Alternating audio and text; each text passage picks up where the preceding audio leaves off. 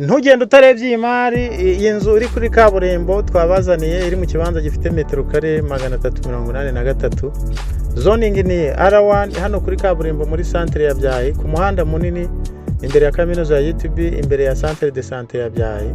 Aha neza rwose ikibanza kirimo n'inzu ushobora kuvugurura cyangwa se ukaba wahubaka n'inyubako yawe ushaka.